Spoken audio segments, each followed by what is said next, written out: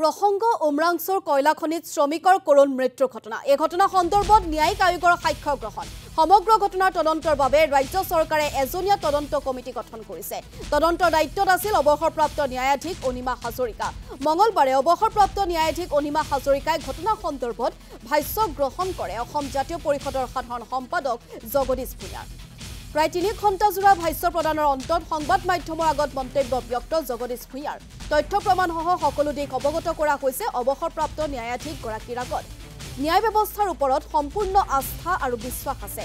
এই বিচাৰ প্ৰক্ৰিয়াৰ জৰিয়তে ৰাজ্যত দীৰ্ঘদিনে চলি অহাৰ অবৈধ কয়লাৰ সিন্ডিকেট চক্ৰ বন্ধ হ'ব বুলি আশাবাদী জগদীশ ভূঞাৰ। উমৰাংচু ঘটনাটোৰ পাছত এইটো এটা ৰাষ্ট্ৰীয় পৰ্যায়ত আলোড়ন সৃষ্টি কৰিছিল। তাৰ পৰিপ্ৰেক্ষিতত ৰাজ্য চৰকাৰে অৱসৰপ্ৰাপ্ত ন্যায়াধীশ অনিমা হাজৰিকা ডাঙৰীয়ানীৰ নেতৃত্বত এখন এজনীয়া ন্যায়িক তদন্ত আয়োগ গঠন কৰি দিছিল। সেই তদন্ত আয়োগৰ সন্মুখত মই ইতিমধ্যে লিখিত মোৰ বক্তব্য মই দাখিল কৰিছিলোঁ। ইয়াৰ পূৰ্বতেই আজি মোক সমন কৰিছিল, মোক মাতিছিল সাক্ষ্য দিবৰ বাবে। আজি মই তেওঁলোকৰ তাত সাক্ষ্য দিলোঁ সন্মানীয় কমিশ্যনৰ সন্মুখত, আৰু মোৰ প্ৰায় ৩ ঘণ্টা সময় মোৰ সাক্ষ্য চলিল। এই সময়ছোৱাত মই কি ক'লোঁ সেই কথাটো ৰাজহুৱা কৰাটো নীতিবিৰুদ্ধ হ'ব, গতিকে সেই কথাটো মই ৰাজহুৱা নকৰোঁ। সেইটো তদন্ত আয়োগৰ প্ৰতিবেদন প্ৰকাশৰ পাছত ওলাব। কিন্তু সামগ্ৰিকভাৱে এই কলা সাম্ৰাজ্যখনৰ বিষয়ে মই ন্যায়িক আয়োগত মই অৱগত কৰিছোঁ। যিবোৰ কথা মই ৰাজহুৱাভাৱে ব্যক্ত কৰিছিলোঁ সেই কথাবোৰ তথ্য আকাৰে মই তেখেতসকলক কৈছোঁ। গৰ্ভৰ সম্পদ লুণ্ঠন হৈ আছিল। উমৰাংচুৰ ঘটনাটো নঘটা হ'লে এই বিষয়টো হয়তো ইমান বেছি ৰাইজে গম নাপালেহেঁতেন। কিন্তু আমি দীৰ্ঘকালৰ পৰা চিঞৰি আছোঁ যে অসমত আৰু উত্তৰ পূৰ্বাঞ্চলত অবৈধ ৰেড হোল মাইনিং বা অপোন কাষ্ট মাইনিং অবৈধভাৱে চলি আছে।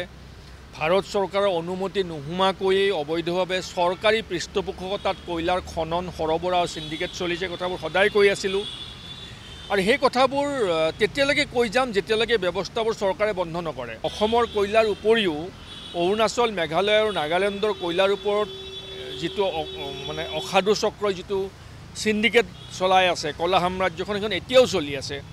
১.৫ লাখ টকা গুৱাহাটী আহি পাওঁতে এখন ট্ৰাকৰ পৰা লয়, ১,৫৫,০০০ গুৱাহাটীৰ পৰা ওলাই যাওঁতে লয়, এক বিশাল পৰিমাণৰ মানে শ কোটি টকা ৰাজনৈতিকভাৱে সংগ্ৰহ কৰা হয়।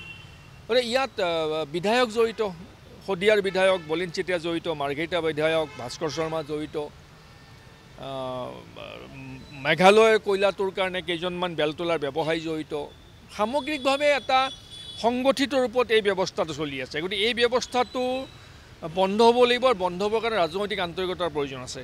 অনিমা হাজৰিকা ডাঙৰীয়ানীৰ এজনীয়া ন্যায়িক আয়োগে যদি তদন্তৰ প্ৰতিবেদনত এই সকলোবোৰ দিশ সন্নিৱিষ্ট কৰে বা সকলোবোৰ দিশ যদি উদ্ভাৱন কৰিবলৈ সক্ষম হয়, নিশ্চিতভাৱে ভৱিষ্যতৰ দিনবোৰত হ'লেও এই কলা সাম্ৰাজ্যখন বন্ধ কৰাৰ ক্ষেত্ৰত এই প্ৰতিবেদনখনে এক নিৰ্ণায়ক ভূমিকা গ্ৰহণ কৰিব পাৰিব।